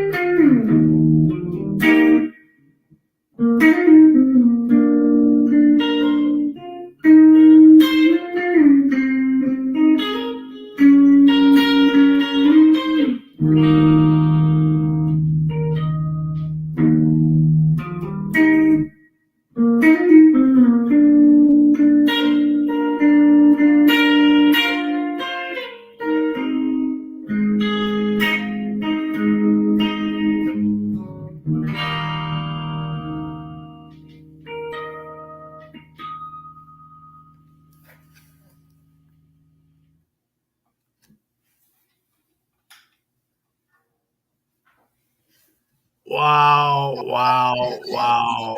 We're trying to figure out how we're going to end this show. That's amazing. It is what it is. Jonathan, you asked for it. What are the closing comments, man? Two. First one's really short. Listen to what makes you feel anything. Just listen to it. I know me personally, we were having this conversation about the dark music or whatever. And I have songs that are just, like you said, completely depressing, and I listen to them, and because I like the sound of it, because I like the way I can sing to it, being able to sing with it, even though it's completely depressing, makes me feel better because I'm getting to release whatever, listen to what makes you feel, whatever that feel is, listen to it. The next one's not so short. I wrote this down before the show, just kind of going through thoughts or whatever. Sometimes when you're all alone, no one's in your corner because you made a choice to be different, to grow. If your circle is shrinking because you chose growth, then it might be time for a reset. Finding friends, family that support your growth and want you to be better. I know it sucks to watch your world fall apart, even tougher knowing that you pushed the first domino. But the circle, I don't know why, but when I write stuff like this, it kind of becomes all the little cliche things you hear, and they kind of come to my head. But the circle will remain unbroken, but you have the opportunity to rebuild that circle in a way that promotes your growth. Move forward always, and if you build it, they will come. Jonathan, you're a beast, and there is no reason to rush any of this. Sorry, Andrea, you get to cut it at the end, but what an amazing evening conversation. I feel Racquel, like I said, I'm going to blame you a little bit, a lot of it. This is your guy here, this Tiger guy. So we have to live with it. I don't want to overshadow the amount of work this amazing woman does in the world of veterans and first responders, and where she doesn't slow down, she doesn't stop. I don't know what her personal life looks like. I have one of those. Do you? And that's okay if you do or don't.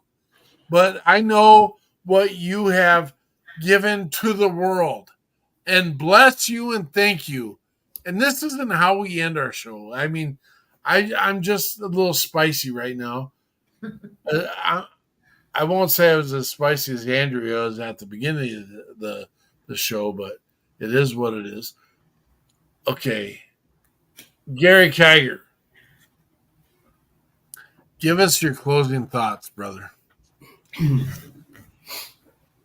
All right. Well, yeah, I think you mentioned, I don't know if you or Jonathan had mentioned about, or Jonathan was talking about songs that, are y'all both kind of on that topic of listen to what makes you feel something, and you sing along with it. And yeah, I think music is therapy, and I think it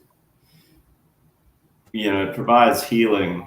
I mean, to me, music is therapy and it's healing. And like those songs that you guys, y'all played at the beginning and the middle of the show, with the metal band, those were songs that had to come out. Those when I got into that situation with those guys, and I heard the music that they were working on, and because you kind of, as a musician, you kind of gravitate around and you find what people you want to work with, and I like this guy's guitar playing, or I like this drummer, and you kind of find the people that you gel with and vibe with, and there's so many elements to it. And sometimes it's a hard process. Like it can be hard to find a group of guys that you really like to work with. But, when I worked with those guys, the stuff that they were coming up with, the music brought that out of me. It's kind of brought me into a place where I could let some of those demons, I could wrestle with some of those demons and deal with some of those things that I was probably keeping inside, and it needed to come out. So it's like music can be cathartic, it can be uplifting, healing. It's another form of communication. It's a really form of communication.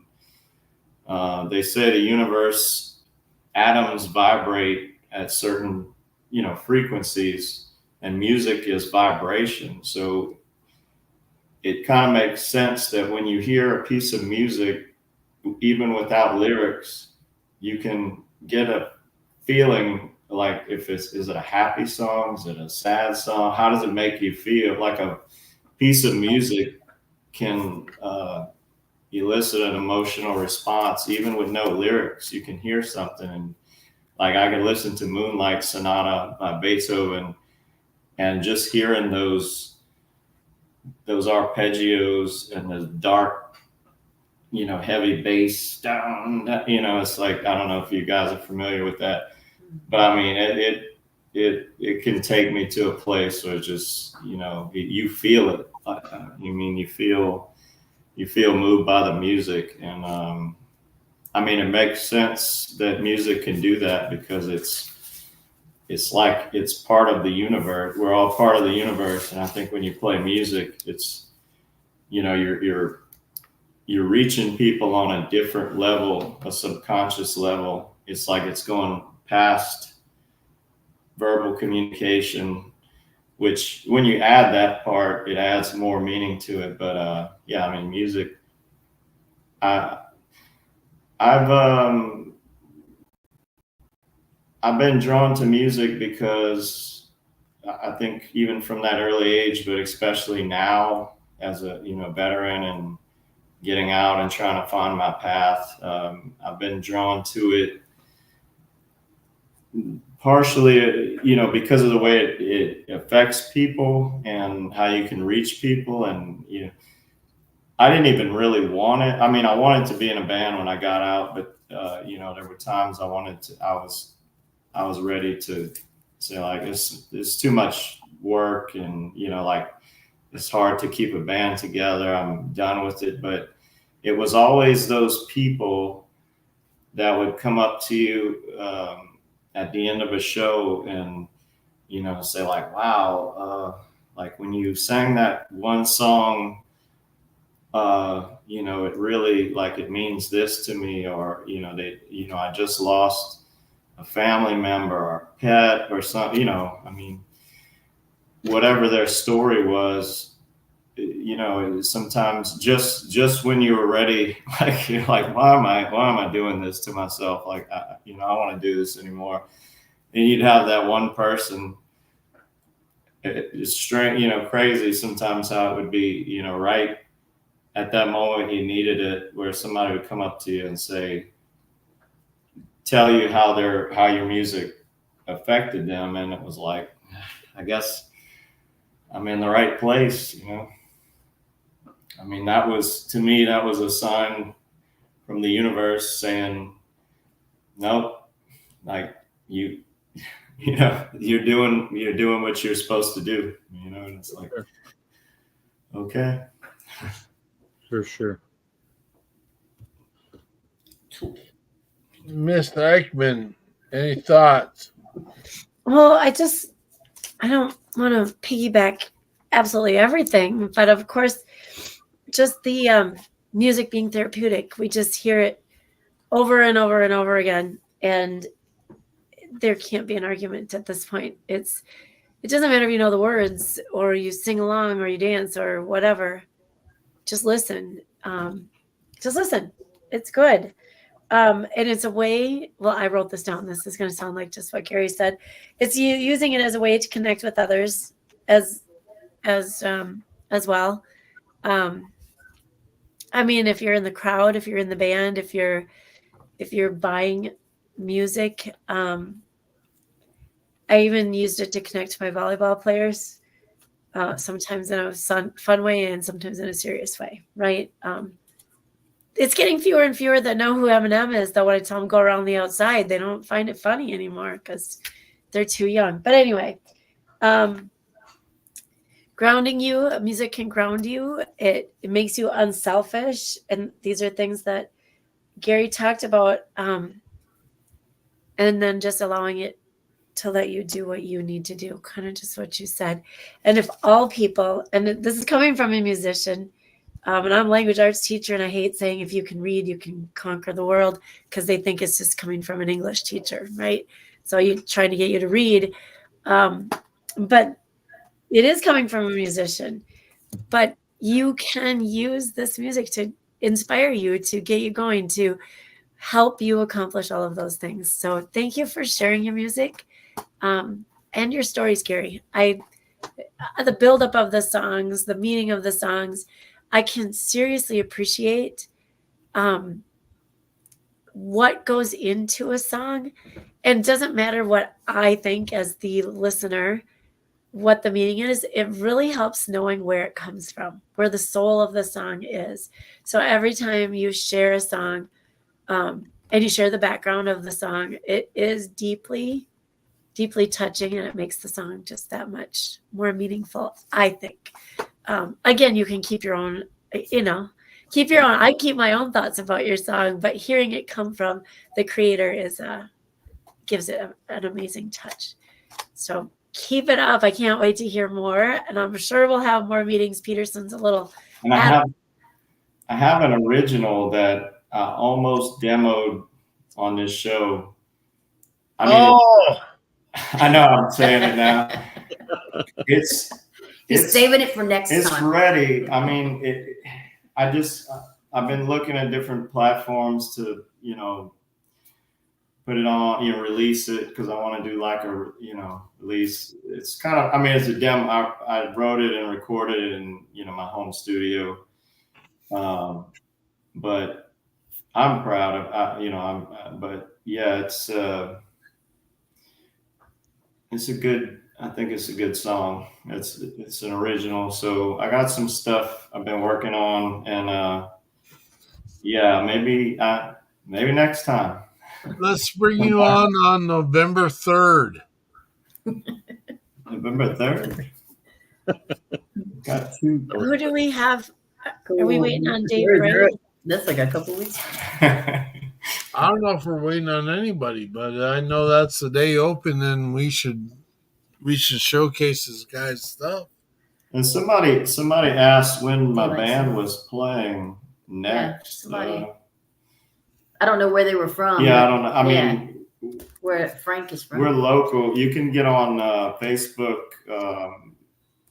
Rockzilla South LA. We're based out of Louisiana, so I think there's a couple bands out there, but yeah, Rockzilla South LA.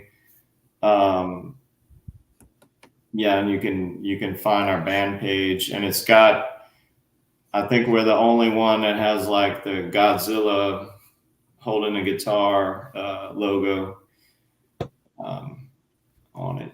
Yeah, I don't know if they can. we can get that up there. I sent the logo, but yeah, it's got our schedule, and we're actually playing a few local shows.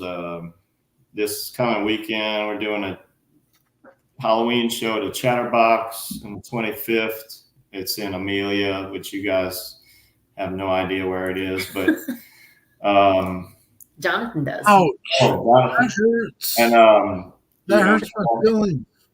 We have Homa, the Red Seal, Friday, November 1st, and I think the Balcony is November 2nd. So yeah, we got. You can get our band schedule on there. Yeah, and I appreciate the support. People asking when we were playing. I saw Frank, or maybe. Yeah, Frank. Yep. He said it might take him a while to get here, but well, but I'll get there. Hey, maybe I can convince the guys to hit the road one of these days. Miss Racquel, Yes, what sir. are your final thoughts, dear? Ooh, yay. Final thoughts. Veteran-wise, I just want to say each state has a governor's challenge. I'm part of Louisiana's governor's challenge, but connect with your local governor's challenge and go to their page, and there's resources on there for veteran services in your area for each one of those governor's challenges. They also have mayor's challenges too, in some states as well. But yeah, as far as music, I love music. I mean, I can sit and listen to trumpet. I can sit and listen to any single instrument, I promise you, and enjoy it. Trumpet? Yes. That's I an just love a interesting trumpet. solo. I don't know. Hey, Chet. I just chose a I'm trumpet. just gonna say Chet Baker. I was never a fan of trumpet, and I don't know if he plays a flugelhorn or a trumpet. I think it's, he started a regular trumpet, but not to go on a tangent, but Chet Baker, if you haven't heard his music, talk about make you feel something. That guy will make you feel some stuff you didn't even like. I don't know what I'm feeling right now, but I need to feel it, you know? Yeah. And that song you played, Yellow Ledbetter, it's actually, I used to throw darts every Wednesday, and this guy lost his son in a motorcycle accident that was on my team, and he loved Pearl Jam. So that's why Yellow Ledbetter is pretty close to myself and him. So thank you. Yeah, very cool. That's the crazy piece of everything that we're doing is trying to figure out a way to make life more sustainable.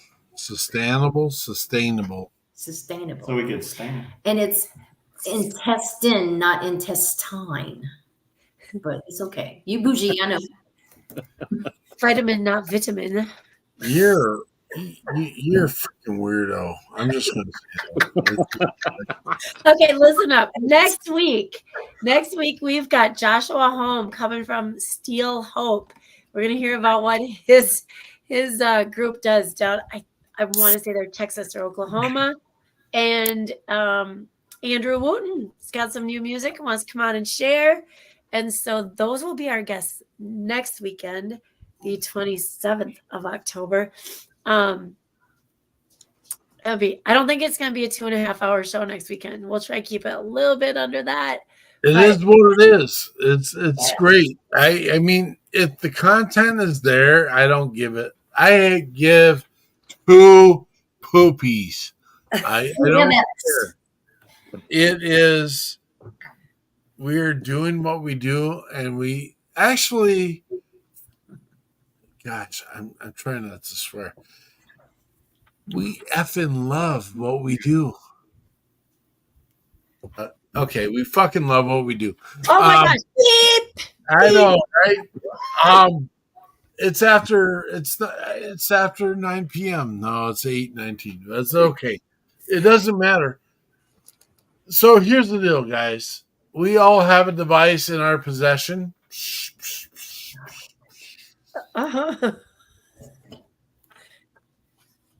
Cheers. I want you to text in a text thread. I was just thinking about you. And I want you to send that to 6 people in your friends list, your life list, your whatever list. It is what it is. But Contacts. Maybe your contact. Contact list. Thank you. I just don't know the right lingo all the time. Send that to 6. I don't care. It doesn't matter. I was just thinking about you. Sorry, not sorry. The reality is we're sending a message we care. That's it. Can I add one more thing? No. Please? It's very important. All right. October 21st through the 25th is Buddy Check Week. It's National Buddy Check Week. So I put on Facebook, I asked that veterans take a pledge to talk to 10 fellow veterans 2 a day for the week of October 21st through the 25th to make sure that they're doing okay. Just simple question. Are you okay? Boom. So if you do what we're asking you to do, the call of action, you've already covered it times however many times. Get it done, brother and sisters, because it is really that simple. It's about relationships. It's about having a conversation. It's about making a difference. We appreciate everyone that came here tonight. It's longer than normal, and I don't care. Because we got amazing people here and amazing things that are happening. We appreciate you. We don't have an ending song because he already sang the ending song and it's all good. We're going to close out of this as best we can, the best we can, and that's how we do it.